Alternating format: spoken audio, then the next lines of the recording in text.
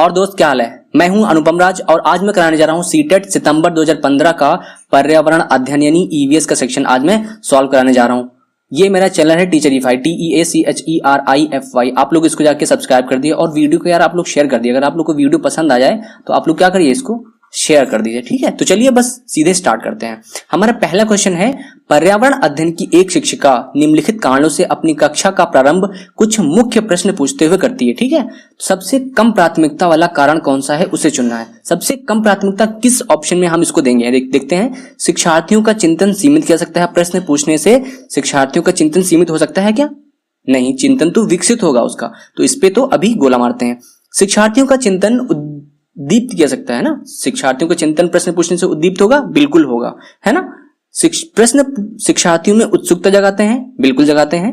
प्रश्न प्रकरण को संदर्भ परक बनाने में मदद करते हैं। जब हम बच्चे से ये प्रश्न पूछते हैं कि इसे हमको पढ़ाना है परिवार और मित्र के बारे में, तो हम पूछते हैं कि क्या आपके परिवार में कौन कौन से लोग हैं, तो क्या है, संदर्भ परक बन जाता है वो प्रश्न। तो यहाँ पे सबसे कम प्राथमिकता यहाँ पे केवल पहला ऑप्शन की होगी, शिक्षार्थियों का चिंतन सीमित किया जा सकता है, ठीक है। तो ये हमारा ऑप्शन सही हो जाएगा प्रश्न के अनुसार। 62 की बात करते हैं, किसी क्रियाकलाप के लिए समूह बनाते हुए सामाजिक अध्ययन के शिक्षक को चाहिए कि वह, यानी जब हम समूह बनाएं, सामाजिक अध्ययन के शिक्षक हैं हम, तो हमें क्या करना चाहिए, सभी प्रतिभागियों की सहभागिता और सहयोग सुनिश्चित करें।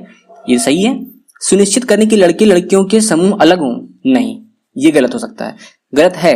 हमें लड़के लड़कियों के समूह नहीं बनाने हैं, उनके अंकों के अनुसार समूह बनाए, अंकों के अनुसार भी हमें समूह नहीं बनाना है। अच्छे अंक वाले, बुरे अंक वाले, जैसे भी बच्चे हैं हमारे, सभी को हम बराबर सहभागिता देंगे, है ना। सभी के साथ किसी के साथ कोई कैसा भी भेदभाव या पक्षपात हमें नहीं करना है। केवल 2 समूह बनाए हैं जिसमें प्रत्येक में बहुत से विद्यार्थी हो, नहीं, बहुत से बड़े बड़े ग्रुप भी नहीं बनाने हैं। 4-5 बच्चों की हमें छोटे छोटे ग्रुप बनाने हैं, ठीक है, और जिनमें क्या हो, सहभागिता और सहयोग सुनिश्चित हो सके। तो हमारा पहला ऑप्शन। अगले क्वेश्चन पे आते हैं, प्राथमिक स्तर पर पर्यावरण अध्ययन की पाठ्यपुस्तक में निम्नलिखित में से कौन सी विशेषता नहीं होनी चाहिए, ठीक है। नहीं वाले ढूंढनी है, ध्यान रखिएगा।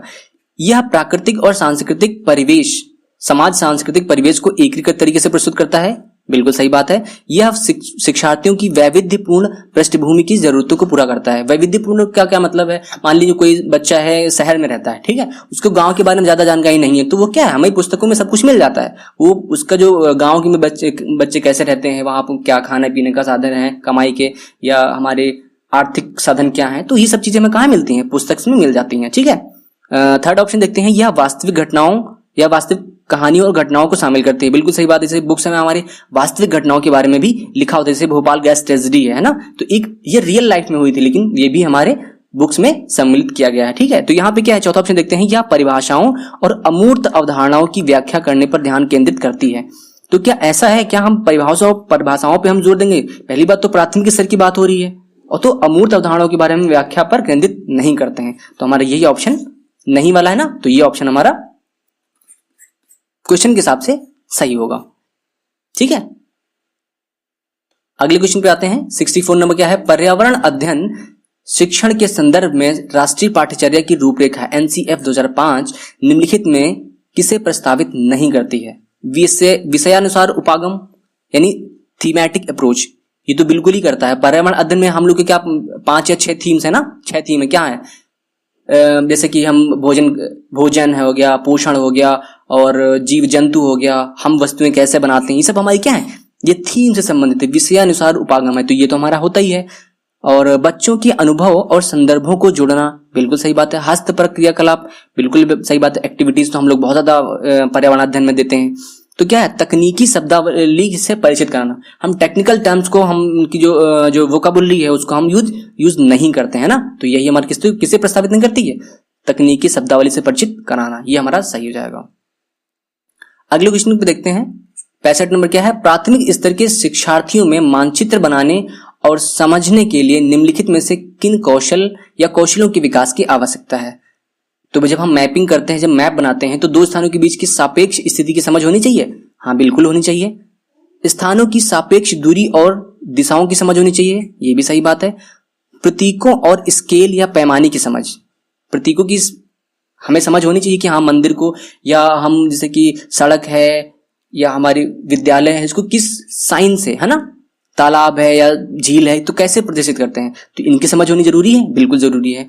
स्केल या पैमाने के अनुसार स्पष्ट ड्राइंग बनाना, तो यहाँ पे ये ऑप्शन हमारा गलत है। क्यों? क्योंकि प्राथमिक स्तर के बच्चे हैं तो हम बिल्कुल स्केल से नाप के, है ना, कि ये इतना दूरी पे है या यहाँ से इतना एंगल है, ऐसा कुछ इस पर हम ज्यादा ध्यान नहीं देते हैं। ठीक है, तो हमारा पहला A, B, C 3 सही है, तो हमारा थर्ड ऑप्शन सही हो जाएगा। ठीक है, अगले क्वेश्चन पे आते हैं। प्राथमिक कक्षाओं में पर्यावरण अध्ययन पढ़ाने के लिए निम्नलिखित में से कौन सा उद्देश्य संबंधित नहीं है ना, नहीं की बात कर रहा है, ध्यान रखिएगा। पहला ऑप्शन देखते हैं, भौतिक एवं सामाजिक परिवेश के प्रति संवेदनशीलता विकसित करना, है ना। पर्यावरण अध्ययन का मुख्य कारण ही यही है, मुख्य कारण यही कि हाँ, अपने परिवेश के प्रति हमें संवेदनशील होना चाहिए, यही सिखाने के लिए पढ़ाते हैं पर्यावरण।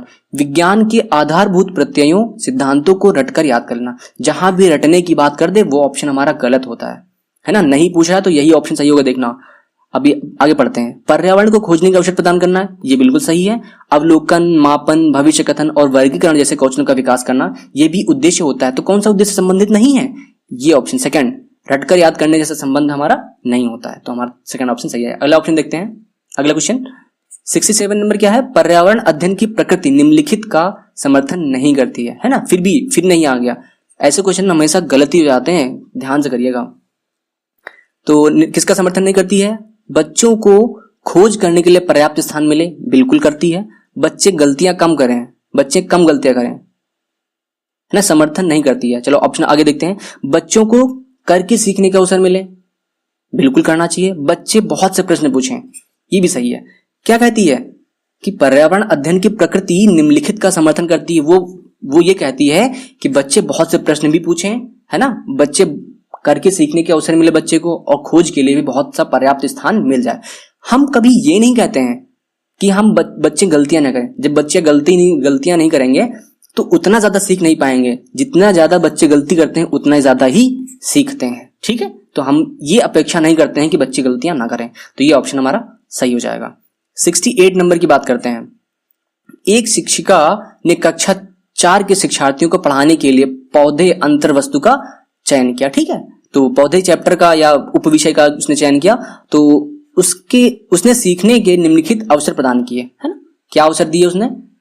समूहों में पत्तियों का संग्रह करना, समूहों में पत्तियों का संग्रह करना, ठीक है। पत्तियों के आकार, स्वरूप और अन्य विशेषताओं की चर्चा करना, ठीक है। अपना वनस्पति संग्रहालय बनाना, ठीक है। तो ये हमें उसने क्रियाकलाप दिए। इस प्रकार की गतिविधियों को शिक्षिका को किस बात के लिए सर्वाधिक प्रोत्साहन नहीं देना चाहिए?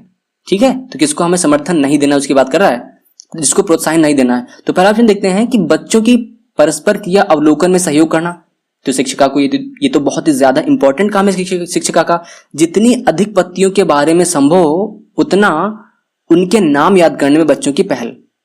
तो मैंने क्या बताया, रटने की बात कर दिया ना यहाँ पे, तो रटने की हम पत्तियों के नाम रट के क्या करेगा, उसके पहचाने, उसके गुण क्या हैं, ये सब चीजें उसको समझने की आवश्यकता है। बच्चों के द्वारा कार्य का विस्तार, ये तो बहुत अच्छी बात है, बच्चे खुद ही अपने कार्य का विस्तार कर रहे हैं। बच्चों का निरंतर गतिविधि में लगे रहना, ये भी सही है। तो हमारा सेकंड ऑप्शन है कि हमें शिक्षिका को किस बात के लिए अधिक प्रोत्साहन नहीं देना चाहिए, रटने की, है ना, पत्तियों के बारे में संभव हो उतने नाम याद करने के बारे में। ठीक है, तो ये ऑप्शन हमारा गलत हो जाएगा, यानी हाँ नहीं पूछ रहा ना, तो यही हमारा ठीक है। अगले क्वेश्चन पे आते हैं। शिक्षार्थियों का आकलन करते समय पर्यावरण अध्ययन की शिक्षिका को निम्नलिखित में से क्या नहीं करना चाहिए? ठीक है, क्या नहीं करना है उसकी बात कर रहा है। आकलन करते समय की बात कर रहा है। बच्चों के कार्य से संबंधित गुणात्मक उल्लेख करना, तो हमें आकलन में तो उल्लेख तो करना ही होता है कि क्या है, कुछ अच्छाइयां क्या बुराइयां हैं, है ना। उसके क्या असेसमेंट में गुणात्मक उल्लेख तो करना ही पड़ेगा हमें। बच्चों के पूर्व आकलन के साथ तुलना करना, मैंने वैसे बताया कि तुलना की जब बात आती है बच्चों में तो गलत होता है ना। तुलना वर्ड देख के आप कंफ्यूज मत होइए, यहाँ पे कह रहा है बच्चों की पूर्व आकलन, यानी हमने क्या किया था, बच्चों का पहले आकलन किया था, अब आज दोबारा फिर से आकलन कर रहे हैं, तो हमें तो ये तो करना ही पड़ेगा, तुलना तो करनी पड़ेगी कि पहले बच्चे का उसकी प्रोग्रेस कैसी थी, आज उसकी प्रोग्रेस कैसी है ना। तो ये ऑप्शन हमारा सही है, ये भी हमारा सही ऑप्शन है। अगला देखते हैं। शिक्षार्थियों की सीखने की क्षमताओं को ध्यान में रखकर सूचना दर्ज करना, तो बच्चे किस प्रकार से सीख रहे हैं तो उसकी सूचना में दर्ज करनी पड़ेगी, आकलन में बिल्कुल करनी है। अब यहाँ पे अगला ऑप्शन देखते हैं। बच्चों के कार्य के केवल कुछ पक्षों पर ध्यान केंद्रित करना, ये हमारा ऑप्शन निगेटिव है, गलत लग रहा है। क्यों? क्योंकि हम बच्चे की केवल कुछ पक्षों पर ध्यान नहीं देना है, बच्चे संपूर्ण तरीके से किस प्रकार से सीख रहे हैं, क्या उनमें अच्छाइयां हैं या क्या उनका प्रोसेस कैसे चल रहा है, पढ़ाई लिखाई कैसे चल रही है, बाकी चीजें कैसे चल रही हैं, सब पे हमें ध्यान देना होता है। तो हमने नहीं पूछा है तो ये ऑप्शन हमारा सही होगा। इस चीज पे ध्यान दीजिए कि कैसे हम टिक कर रहे हैं, है ना। पहले ये देख लो कि ऑप्शन कौन कौन से गलत हो रहे हैं, तो ये ऐसे टिक कर लिया, फिर जो नहीं पूछा है तो नहीं वाले को टिक कर लिए। उल्टा वाला ही सही होता है, नहीं जब नहीं की बात करता है, जो बिल्कुल अपोजिट दिखे 3 से, वही सही होता है। ठीक, ध्यान रखिए। अगले क्वेश्चन पे आते हैं। प्राथमिक स्तर पर पर्यावरण अध्ययन में समुदाय सीखने सिखाने का एक महत्वपूर्ण संसाधन है क्योंकि यह वास्तविक स्थितियों में सीखने के अवसर उपलब्ध कराता है। तो यार ये तो बिल्कुल सही बात है। हम जहाँ पे रहते हैं, यहाँ आस पड़ोस से तो सीखते हैं कि चीजें कैसे हो रही हैं, जानवर हो गए, पेड़ पौधे हो गए, सब कहाँ सीखते हैं? हम अपने समुदाय से तो सीखते हैं। सब कुछ समुदाय में ही तो है, आसपास में ही तो है। हमें कहीं ना कहीं कुछ ना कुछ अगर हमें नहीं पता है, जैसी चीजें हमें देखने को नहीं मिलती, तो क्या हमारे आस पड़ोस के लोग बताते हैं कि हाँ ऐसी चीजें होती हैं, है ना। तो यह एक बहुत सस्ता संसाधन है। तो ये थोड़ा सा है भी, लेकिन ये थोड़ा सा इररिलेवेंट लग रहा है ना। यह आसानी से उपलब्ध वाला संसाधन है, आसानी से उपलब्ध होने वाला तो है ही है, लेकिन फिर भी सबसे इंपॉर्टेंट चीज कौन सी इसमें है? सबसे इंपॉर्टेंट चीज यही है कि वास्तविक स्थितियों से सीखने के अवसर उपलब्ध कराता है। यहाँ पे चौथा ऑप्शन क्या है? इसमें समझदार और बुजुर्ग व्यक्ति होते हैं। तो देखिए ऑप्शन सभी सही हैं, लेकिन हमें सबसे बेटर लगाना है, तो सबसे अच्छा रीजन यही है। अगले क्वेश्चन पे आते हैं कि कोई व्यक्ति 30 अगस्त 2015 को किसी एक्सप्रेस ट्रेन में अहमदाबाद से त्रिवेंद्रम जाने के लिए बैठता है। ठीक है, 13:30 बजे अहमदाबाद से ट्रेन छूटती है और 1 सितंबर को पहुंचती है। 7:30 बजे त्रिवेंद्रम पहुंच जाती है और अहमदाबाद और त्रिवेंद्रम के बीच की दूरी दी हुई है 2268, है ना। तो क्या कह रहा है कि इन दोनों स्टेशनों के बीच की औसत चाल क्या होगी? औसत चाल क्या होती है यार? औसत चाल बराबर होती है हमारी कुल चली गई दूरी बटे कुल लगा समय, है ना। कुल समय कितना लगा है इसकी बात करता है, कुल चली गई दूरी बटे कुल लगा समय। तो यहाँ पे दूरी तो हमको पता है भाई, 2068 तो पता ही है, 2268 पता है, लेकिन कुल समय नहीं पता हमको है। तो अब समय कैसे निकालेंगे? तो अगर हम ध्यान दें इस बात पे कि यहाँ पे अब देखो 30 अगस्त की बात कर रहा है, 30 अगस्त को वो चलता है और पहुंचता कब है? 1 सितंबर को। यहां पे ध्यान दो कि 30 अगस्त के बाद अगला दिन कौन सा आएगा हमारा? अगस्त में कितने दिन होते हैं? 31 दिन होते हैं, है ना। तो यहां पे 30 को चला यानी 31 को पे चलेगा, 30, 31 और 1, 3 दिन वो ट्रेवल करेगा। तो 31 को कुछ 30 अगस्त को कुछ घंटे चलेगा, और 31 की जब बात करें तो 31 को तो 24 घंटे हुए ना, तो 24 को 24 घंटे चलेगा। 30, 31 और 1, 3 डेट है, तीनों में कुछ कुछ चलेगा। तो अगर 31 की बात कर रहे हो तो 31 तो 24 घंटे चलता ही ना, तो ये तो 24 घंटा कहां पे काउंट होगा डायरेक्टली। अब हम बात करें यहाँ पे 30 को कितना चला, 30 को चलता कितने बजे है? 13:30 पर, यानी 1:30 बजे। तो अगर हमको टाइमिंग निकालनी तो कैसे करते हैं? 24 में से डायरेक्टली घटा दो, क्योंकि 24 घंटे में टाइम दिया हुआ है ना, 24 घंटे की घड़ी के अनुसार दिया, तो 24 घंटे हटाना पड़ेगा हमको। तो 13:30 घटाओगे तो कितना जाएगा हमारा? यह जाएगा हमारा 10:30, 10 घंटे 30 मिनट। तो यहाँ पे हम लिख लेते हैं 10 घंटे 30 मिनट।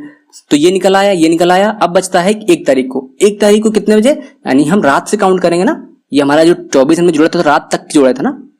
तो अब यहाँ पे अगले कितने घंटे चला? 7.5 घंटे। तो यहाँ पे 7.5 और जोड़ना पड़ेगा अगले दिन के लिए, यानी 1 सितंबर को। तो 3 टाइम आ गए हमारे, 10:30, 24 और 7.5। अब इन तीनों को जोड़ के टाइम निकल आएगा। इन तीनों को जोड़ोगे तो हमारा आएगा 42 आवर्स, यानी 42 घंटे आएगा। तो अब देखते हैं, हमारी डिस्टेंस पता है, हमारा टाइम पता है, ठीक है। तो औसत चाल का फॉर्मूला क्या लगाया था हमने? कुल चली गई दूरी 2268 बटे कुल लगा समय, ठीक है। अब इसको सॉल्व करोगे आंसर आ जाना चाहिए, लेकिन यहाँ पे एक गलती आपसे हो जाएगी। यहाँ पे हमारा जो डिस्टेंस दी है किलोमीटर और टाइम हमारा घंटे में दिया है, हमें पूछ रहा है मीटर प्रति सेकंड में, ठीक है। तो इसको हमें किलोमीटर पर आवर को, स्पीड को मीटर पर सेकंड में करने के लिए क्या करना पड़ता है? 5/18 से मल्टीप्लाई करना पड़ता है। अब इसको जब सॉल्व करोगे आप लोग तो आ जाएगा हमारा 15 मीटर पर सेकंड। थर्ड ऑप्शन हमारा यहाँ पे सही हो जाएगा। अगले क्वेश्चन पे आते हैं। गुरप्रीत पहली बार रेलगाड़ी से नई दिल्ली से चेन्नई गया, ठीक है। जब नई दिल्ली से चेन्नई गया तो रेलगाड़ी में उसकी गाड़ी के द्वारा निम्नलिखित में से किस नदी को पार करने की संभावना नहीं है? जिसकी संभावना नहीं है वो नदी पूछ रहा है। देखो, नर्मदा को क्रॉस करेगा नहीं करेगा, गोदावरी, गंगा, कृष्णा, किसको नहीं करेगा? अब हम थोड़ा सा मैप से समझ लेते हैं। लगभग इंडिया का मैप ऐसे ही तो है कुछ ना। अब देखो यहाँ पे चेन्नई किधर है? हमारा पूरी घाट पे है, यहाँ पे कहीं, ठीक है। चेन्नई यहाँ पे है।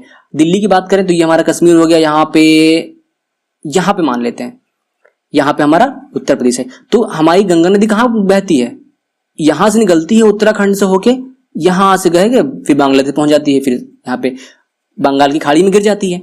तो यहाँ पे अब ये बताओ यार, ये तो ऊपर है, दिल्ली उसके पड़ोस में है, तो यहां से अगर जाएगा तो यहां से होके जाएगा ना, उत्तर प्रदेश जाएगी, क्योंकि यहां से घूम के तो आएगा नहीं, तो सीधे यहां से कहीं से बह सकता है। तो केवल गंगा नदी को वो क्रॉस नहीं करेगा, उसके अलावा नर्मदा नदी को, गोदावरी और कृष्णा सबको करेगा, केवल गंगा को नहीं करेगा। तो ये ऑप्शन हमारा सही हो जाएगा। ठीक है, अगले ऑप्शन की क्वेश्चन की बात करते हैं, 73 की बात करते हैं। हमारे देश में निम्नलिखित स्थानों में से कौन सा ठंडा रेगिस्तान है?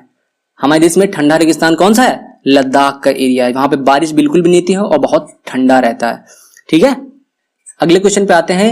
कक्षा 5 की पर्यावरण अध्ययन की पाठ्य पुस्तक की एक पार्ट उसी से ठंडा उसी से गर्म डॉक्टर जाकिर हुसैन द्वारा लिखी गई एक कहानी है। उन्होंने बच्चों के लिए ऐसी कई कहानियां लिखी हैं। अपनी मृत्यु के समय में वे क्या थे? तो ठीक है, भारत के प्रधानमंत्री थे, मुख्य न्यायाधीश थे, उपराष्ट्रपति थे, राष्ट्रपति थे। तो डॉक्टर जाकिर हुसैन हमारे राष्ट्रपति थे वो। ठीक है, तो कौन से नंबर पे बने थे वो?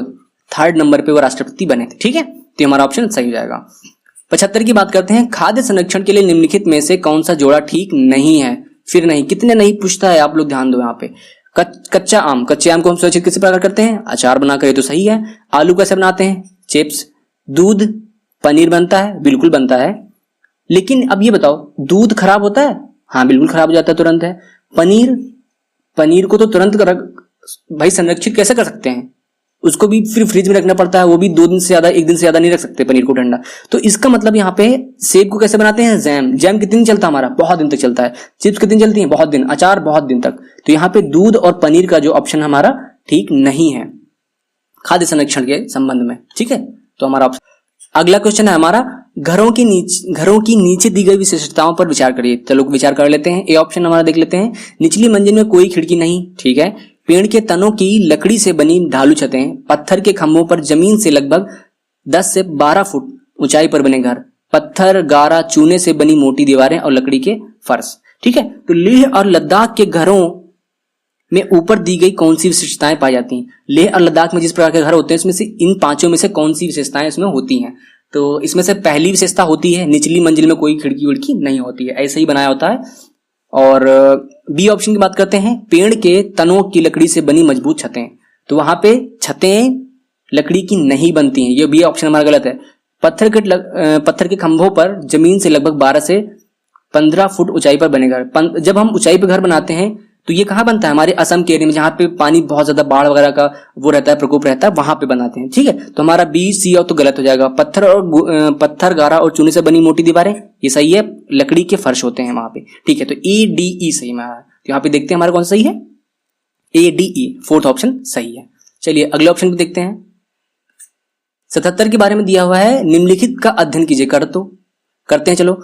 कौवा पेड़ की ऊंची डाल पर अपना घोंसला बनाता है। ठीक है, इस घोंसले को बनाने में कई प्रकार की चीजें, यहां तक कि लकड़ी की शाखाएं और लोहे के तार भी होते हैं। एक चालाक पक्षी भी जो अपना घोंसला नहीं बनाता है, कौवे के घोंसले में अंडे देता है। बेचारा कौवा अपने अंडों के साथ इन्हीं अंडों को भी सेता है। तो यह पक्षी कौन सा है? यह पक्षी हमारा कोयल है, जो सेम बिल्कुल एक ही टाइप का दिखता है ना, लेकिन बहुत ही चालाक होता है। वो अंडे देता है किसके घोंसले में? कौवे के घोंसले में। और कौवे को लगता है कि ये तो मेरे अंडे हैं, आराम से उसकी सेवा करता है। ठीक है, तो हमारा 4था ऑप्शन सही हो जाएगा। 78 की बात करते हैं, निम्नलिखित में से कौन सा बीज नहीं है? सौंफ, गेहूं, काली मिर्च, साबूदाना, है ना। देखो यहाँ पे सौंफ क्या होती है? सौंफ बीज है। गेहूं भी ऐसे डायरेक्टली बोया जाता है, वो भी उगाता है। काली मिर्च ये भी एक बीज है। साबूदाना क्या होता है? आप लोगों ने साबूदाना देखा, सफेद कलर का होता है, कभी खाया भी होगा, खीर वगैरह बनती कभी है। ठीक है, तो वो हमारा साबूदाना कोई बीज या ऐसे पाया नहीं जाता है, उसको प्रोसेस किया जाता है, एक तरीके से बनाया जाता है ना। वो होती गोल गोल है, बट उसमें कोई भी बीज जैसी चीज नहीं होती है, वो एक तरीके से बनाया हुआ है। ठीक है, चलिए अगले ऑप्शन देखते हैं। तो यह हमारा साबूदाना हमारा सही हो जाएगा। 79 की बात करते हैं। रेहाना अपने परिवार के साथ केरल जाती है, वहां उसे ऊंचे वृक्ष दिखाई पड़ते हैं जो उसके गृह नगर शिमला के ऊंचे वृक्षों से भिन्न है ना। केरल में रहती कहाँ पे है? वो शिमला में रहती है, और फिर वो केरल जाती है तो उसको दिखता है कि यार पेड़ तो ऊंचे ऊंचे हैं लेकिन वो डिफरेंट हैं। तो केरल में ऐसे कौन से वृक्ष होंगे? तो वहां पे देखो, नारियल, सेब, लीची। सेब का पेड़ बड़ा होता है क्या? नहीं, छोटा होता है। लीची का भी आम के जैसा पेड़ होता है, पत्तियां भी आम जैसी होती हैं, तो बहुत लंबा नहीं होता है। यहाँ पे देखो, चीड़ और नारियल दोनों लंबे हैं, लेकिन चीड़ कहाँ पे पाया जाता है? ये पर्वतीय इलाकों में पाया जाता है। लेकिन केरल में हमारा समुद्र का या फिर जहाँ पे पानी ज्यादा होता है, ऐसी झील वगैरह रहती हैं बहुत बड़ी बड़ी, तो ऐसे यहाँ पे पाया जाता है। नारियल बिल्कुल कैसे दिखता है? चीड़ के जैसा लंबा लंबा दिखता है, तो यहाँ पे नारियल ऑप्शन हो जाएगा। ठीक है। 78 की बात करते हैं। बच्चों के द्वारा सब्जी बाजार से इकट्ठी की गई निम्नलिखित सामग्री में से पहचानिए जिनके भीतर बीज होते हैं। आलू, टमाटर, नाशपाती, चीकू, भिंडी, करेला, प्याज और खीरा। आलू में बीज होता है क्या? नहीं। टमाटर में होता है, नाशपाती में होता है, चीकू में, भिंडी में, करेला में। प्याज में होता है? प्याज में बीज नहीं होता है। खीरा में होता है। ठीक है, तो हमारा 2 ऑप्शन किसमें कट जाएंगे? सही हो जाएगा हमारा कौन सा? देखो, टमाटर है यहाँ पे। चौथा ऑप्शन हमारा सही है। टमाटर, नाशपाती, चीकू, भिंडी, करेला और खीरा। ठीक है, चौथा ऑप्शन हमारा सही, जिसमें बीज होते हैं। 81 की बात करते हैं। नीता आंध्र प्रदेश जाती है। आंध्र प्रदेश जाती है और 2 साड़ियां खरीदती है जो खास तौर पर वहीं पे बनाई जाती हैं। वे क्या कहलाती हैं? अगर आप आंध्र प्रदेश जाएंगे तो वहां की कलाकारी कौन कौन सी है? पोचमपल्ली और कलमकारी। B option. आंध्र प्रदेश से संबंधित 2 चीजें हैं हमारी, पोचमपल्ली और कलमकारी। ये किस प्रकार से संबंधित है? वो साड़ियों से संबंधित, साड़ियों पर जो हमारी डिजाइन बनाई जाती है उससे संबंधित है। ठीक है, याद रखिएगा, हमेशा पेपर में बहुत आता है। 82 की बात करते हैं। निम्नलिखित में से कौन सी बीमारी रुके या इकट्ठा हुए पानी से हो सकती है? आप हमेशा टीवी पर ऐड देखते हो कि पानी को इकट्ठा मत कीजिए। किस लिए? मच्छरों से बचने के लिए। मच्छर की क्या फैलाते हैं? मलेरिया। ठीक, खत्म बात। 82 का मलेरिया, यानी रुके पानी में इकट्ठा या गंदे पानी में होते हैं। 83 की बात करें। निम्नलिखित में से कौन सा जोड़ा ठीक है? कर्नाटक, कथक। ये क्या है? हमारे नृत्य दिए हुए हैं। बिहू असम, उड़ीसा भरतनाट्यम, तमिलनाडु लावणी। अगर कथक की बात करें, कहाँ का है कथक? उत्तर प्रदेश का। बिहू कहाँ का है? ये सही ऑप्शन हमारा है। बिहू असम का नृत्य है। ठीक है। उड़ीसा भरतनाट्यम तमिलनाडु का है ना? भरतनाट्यम तमिलनाडु का है। उड़ीसा का क्या है? ओडिसी। उड़ीसा का हमारा ओडिसी है। ठीक है, ध्यान रखिएगा। और लावड़ी एक लोक नृत्य है। आते हैं 44 नंबर पे। एस्किमो अपने घर इग्लू, एस्किमो का घर होता है, उसका नाम होता है इग्लू, निर्माण बर्फ से करते हैं। इसका कारण क्या है? बर्फ से बनाने का क्या कारण हो सकता है? ध्रुवीय क्षेत्रों में केवल बर्फ ही उपलब्ध है। सब ऑप्शन पढ़ो पहले। बर्फ ठंडी हवा और पानी को अंदर नहीं आने देती। बर्फ की दीवारों के बीच मौजूद हवा अंदर की गर्मी को बाहर जाने से रोकती है ना? बर्फ की जो दीवारें बनाई जाती हैं उसके बीच जो हवा होती है वो अंदर की जो गर्मी होती है ना, ये घर बनाया, उनका घर ऐसा होता है बिल्कुल। ये बर्फ होती है, छोटा सा घर होता है, ऐसे छोटा सा होल होता है, इसी से वो लोग अंदर जाते हैं। ये पूरा सब बर्फ होती है। तो यहाँ पे क्या होती है? जो हवा मौजूद होती है वो अंदर की गर्मी को बाहर नहीं आने देती है। ये ऑप्शन हमारा सही हो जाएगा। ठीक है। 85 की बात करते हैं। निम्नलिखित में से कौन सी विशेषता बरगद के पेड़ों की जड़ों की नहीं है? बरगद के पेड़ की क्या विशेषता नहीं है उसकी बात कर रहा है। बरगद के पेड़ आपने देखे? मैं बताता हूं कैसा होता है। जड़ें खंभों की तरह पेड़ को सहायता प्रदान करती हैं। क्या होता है? बहुत बड़ा पेड़ होता है, ये जड़ होती है, फिर पेड़ फैल जाता है। इसकी जो तने होते हैं उन तनों से फिर जड़ें निकलने लगती हैं और ये जड़ें फिर से जमीन में घुस जाती हैं। तो ये क्या एक तरीके से स्तंभ का काम करने लगती हैं। तो आप अगला ऑप्शन देखो। जड़ें शाखाओं से नीचे लटकती रहती हैं, शाखाओं से नीचे लटकती रहती हैं। ठीक है। इसमें जमीन के भीतर जड़ें होती हैं, जमीन के भीतर जड़ें होती हैं। ठीक है, बिल्कुल सीधी सी बात है। पेड़ तो जमीन में लगता है ना, और यहाँ पे जो जड़ आती हैं ये भी जमीन में आ जाती हैं। उन्हें जड़ें भोजन संरक्षण करती हैं। ये ऑप्शन हमारा गलत है। जड़ें भोजन इकट्ठी नहीं करती हैं। यहाँ पे क्या है? पेड़ की जड़ों का कार्य मतलब विशेषता नहीं है, तो भोजन को इकट्ठा नहीं करती हैं। और जो ये खंभे तरह होते हैं बिल्कुल, है ना, ऐसे आके ऐसे फिर जमीन में इकट्ठा हो जाते हैं। चलो ठीक है, चौथा ऑप्शन। अगले ऑप्शन पे आते हैं। अगले क्वेश्चन पे क्या है? 86। एक नवनियुक्त पर्यावरण अध्ययन के शिक्षक के रूप में पढ़ाने से पहले आपकी सबसे पहली प्राथमिकता क्या होगी? बहुत अच्छा क्वेश्चन है। आपकी नियुक्ति हुई है तुरंत, तो आप सबसे पहले क्या करोगे? पर्यावरण अध्ययन आपको पढ़ाना है, तो सबसे आप पहले क्या करोगे? पहले आप पाठ्य योजना तैयार करेंगे। कक्षा में धीमी गति से सीखने वाले शिक्षार्थियों की पहचान करना, शिक्षार्थियों के लिए पाठानुसार विस्तृत नोट्स तैयार करना, शिक्षार्थियों का समाज सांस्कृतिक प्रोफाइल विवरण तैयार करना।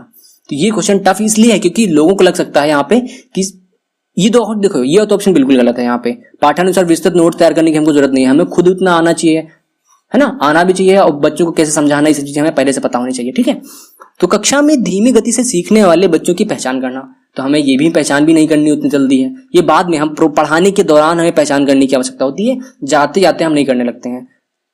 पहले से पाठ योजना तैयार कर लेना, पाठ योजना भी नहीं तैयार, हम कक्षा में जाएंगे देखेंगे ना बच्चे के लेवल क्या है, कहाँ क्या आता है, तभी तो हम पाठ योजना तैयार करेंगे बच्चों के अनुसार ही। तो सबसे पहला कार्य हमारा ये बहुत इंपॉर्टेंट, इसको याद रखिएगा, शिक्षार्थियों का समाज सांस्कृतिक प्रोफाइल विवरण तैयार करना, है ना। वैसे तो ये चीज गलत होती है कि हम बच्चे से कभी हम पूछेंगे नहीं, डायरेक्टली नहीं पूछेंगे कि बेटा किस आप समाज से आते हो, किस संस्कृति, ऐसा कुछ है ना, उसका हम बढ़ावा नहीं देंगे, या हम बच्चों को अलग करने की कोशिश नहीं करेंगे कि हाँ तुम अच्छे बैकग्राउंड से हो, ऐसा कुछ करके, किस कल्चर से आते हो, तुम्हारा कल्चर अच्छा तुम्हारा बुरा, इस किसी चीज की बात नहीं करेंगे। लेकिन फिर भी हम समाज सांस्कृतिक प्रोफाइल विवरण तैयार करेंगे, हम समझने की कोशिश करेंगे बिना बच्चे से पूछे हुए कि वो बच्चा किस बैकग्राउंड से आ रहा है या उसका कल्चर क्या है, जिससे हम उसको समझाने में उस तरीके से हम आगे नोट्स बना पाएंगे, है ना। ये सब चीजें बाद में आएंगी, सबसे पहला तो यही होगा। ठीक है, 86 का 4। 87 की बात करते हैं, कविताएं और कहानियां पर्यावरण अध्ययन की अंतर वस्तु को पढ़ाने में प्रभावशाली है। ठीक है, यानी कविताएं और कहानी का हम पर्यावरण पढ़ाने में प्रयोग करते हैं। ऐसा इसलिए होता है क्योंकि कहानियां और कविताएं क्या करती हैं, पहला देखते हैं बच्चों के परिवेश का समृद्ध चित्रण करती हैं, बिल्कुल करती हैं। कहानियां बिल्कुल ऐसा लगता है कि सब कुछ सामने रख दिया गया हो, तो चित्रण करती हैं। संदर्भित अधिगम परिवेश का अधिगम प्रवेश प्रदान करती हैं, बिल्कुल करती हैं। विभिन्न अमूर्त अवधारणाओं की प्रभावशाली तरीके से व्याख्या करती हैं। ठीक है, तो यहाँ पे यार ये ऑप्शन तो डाउटफुल लग रहा है, हम अमूर्त अवधारणाओं को कहानियों से नहीं बता सकते हैं, है ना, तो इसकी व्याख्या नहीं कर पाती हैं, ये तो हमारा कट गलत हो गया। सृजनात्मकता और सौंदर्य बोध का पोषण करती हैं, हाँ ये करती हैं, तो हमारा ए बी और डी सही है, सी हमारा गलत है। अमूर्त अवधारणाओं का प्रभावशाली तरीके से व्याख्या नहीं कर सकती हैं, तो 87 का क्या हो जाएगा हमारा A B D second option. ठीक, 88 की बात करते हैं, कक्षा 5 की शिक्षिका के रूप में आप ईंधन के संरक्षण प्रकरण को पढ़ाने के लिए निम्नलिखित में से किस संसाधन का प्रयोग सर्वश्रेष्ठ पाते हैं, है ना। अगर हम ईंधन का संरक्षण की पढ़ाने की बात करें तो सबसे अच्छा संसाधन क्या हो सकता है, पाठ्य पुस्तक, संदर्भ पुस्तकें, पोस्टर, समाचार पत्र। तो यहाँ पे आज छोटे कक्षा 5 की बात हो रही, तो संदर्भ पुस्तकें तो बिल्कुल भी नहीं होगा, पाठ्य पुस्तकें भी उतना कुछ नहीं, क्योंकि हम जब रियल लाइफ से चीजों को पढ़ पाएंगे तो हमें पाठ्य पुस्तकों की आवश्यकता तो बाद में पड़ेगी ना। जो चीजें हम रियल लाइफ में लेके हम समझा सकते हैं तो उनको पाठ्य पुस्तकों की बात नहीं है, तो ये हमारा ऑप्शन गलत है, दोनों ए और बी तो गलत हो गया। तो यहाँ पे देखो पोस्टर और समाचार पत्र की अगर बात करें तो ये हम क्या है, पोस्टर हम बच्चे से बनवा सकते हैं कि हाँ ईंधन संरक्षण से संबंधित आप पोस्टर बनाइए, या हम लोग पोस्टर देखते भी हैं, है ना, गैस सिलेंडर वगैरह लिखते हैं कि हाँ बहुत देर तक एक्स्ट्रा ना जलाएं, ऐसा कुछ करके सब चीजें हमारे क्या समाज में लिखी मिलती हैं। समाचार पत्र की बात करें उसमें भी हम क्या है, ईंधन संरक्षण के बारे में बहुत कुछ पढ़ने को मिलता है, आर्टिकल वगैरह आते हैं या ऐसे कुछ कविताएं भी कुछ भी आ जाती हैं। ठीक है, तो हमारा दो ऑप्शन हमारे सही है, सीटेट ने दोनों को सही भी माना है। 89 की बात करते हैं, कक्षा 4 की एक शिक्षिका शिक्षार्थियों से कहती है कि वे अपने कार्यपत्रक, अवलोकन रिपोर्ट और सत्र में एकत्र की गई सामग्री को एक फोल्डर में डाल दें। इन फोल्डरों को कहा जाता है, क्या कहा जाता है, घटना वृत्तांत अभिलेख, एनेक्डोटल रिकॉर्ड्स। तो ये घटना, यहाँ पे इन सब चीजों से घटना वृत्तांत का कोई मतलब नहीं है, ना ही पोर्टफोलियो का, क्योंकि पोर्टफोलियो शिक्षक खुद तैयार करते हैं, है ना। दत्त कार्य या परियोजना कार्य में ये सब चीजें थोड़ा ना आती हैं, कार्यपत्र को इकट्ठा करके एक फोल्डर में डालना, ये सब चीजें परियोजना कार्य में नहीं आती हैं। दत्त कार्य ऑप्शन सही है। असाइनमेंट में क्या होता है, जो साल भर बच्चे ने किया है उसको एक साथ, असाइनमेंट में क्या होता है, एक चीज नहीं होती है, असाइनमेंट में कई काम एक साथ हमको दे दिए जाते हैं और एक टाइम बाउंड कर दिया जाता है कि हाँ इस टाइम में हम लोग को ये चीजें करके सबमिट करनी है टीचर के पास, ठीक है ना। तो ये चीजें हैं, या दत्त कार्य में ये असाइनमेंट में आएगा। ठीक है, चलिए 89 हो गया हमारा। 19 की हो गया, बात करते हैं 90 की बात करते हैं। एनसीईआरटी 90 की बात करते हैं। एनसीईआरटी की पर्यावरण अध्ययन की कक्षा 5 की पाठ्यपुस्तक में सुनीता अंतरिक्ष में एक शीर्षक है, स्पेसशिप में अंतरिक्ष यात्री सुनीता विलियम्स के अनुभवों का वर्णन करता है। इसे शामिल करने का क्या कारण हो सकते हैं, क्या क्या कारण हो सकते हैं देखते हैं। यह घटना अंतरिक्ष यात्रियों की जिंदगी में झांकने का अवसर देती है, बिल्कुल देती है। यह घटना स्पेसशिप में भौतिक स्थितियों का वर्णन करती है ना। ये भी देती है कि जैसे कि हम वहां पे कैसे खाते पीते हैं, उठते बैठते हैं, है ना, कैसे सोते हैं, पानी कैसे पीते हैं, जो ये सब चीजों की भौतिक स्थितियों के वर्णन करता है, बिल्कुल करता है। यह घटना स्त्री पुरुष लिंग जेंडर रूढ़िवादिता को चुनौती देता है, ये बिल्कुल देता है, क्योंकि वहां पे एक सुनीता विलियम्स एक फीमेल है, तो फीमेल जब अंतरिक्ष में जाती है तो क्या होता है, हमारे लिए एक गर्व की बात होती है, सभी को ये एक प्रोत्साहन मिलता है। हम ये कह सकते हैं कि हाँ महिलाएं जो है पुरुषों से कम नहीं है। तो ये क्या रूढ़िवादिता को चुनौती मिल रही है ना यहाँ पे, ठीक है। तो हमारे एबीसी तो सही है। डी की बात करें, यह घटना गुरुत्वाकर्षण की अवधारणा को समझने में मदद करता है, ठीक है। तो इस चैप्टर में गुरुत्वाकर्षण एक्चुअली बहुत वाइड और बहुत ही ऊंची कक्षा के लिए है ना। गुरुत्वाकर्षण छोटी कक्षाओं में हम नहीं समझा सकते। सुनीता अंतरिक्ष में इस चैप्टर में इस चीज की बात नहीं है, ठीक है। तो ये ऑप्शन हमारा किसकी बात करते हैं हम, बाकी ए बी सी की बात करते हैं, डी की बात नहीं करेंगे। तो हमारा ए बी सी सही है, थर्ड ऑप्शन सही।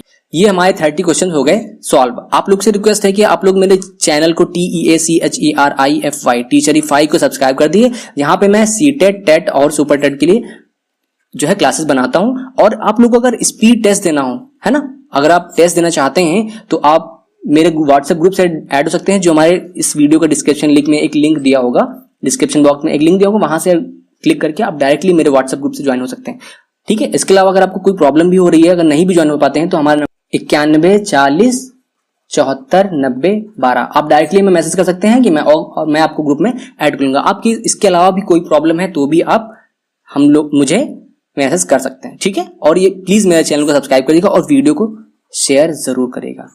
चलिए ठीक है, अगले बार मिलते हैं किसी नई वीडियो के साथ, ठीक है। Bye, thank you.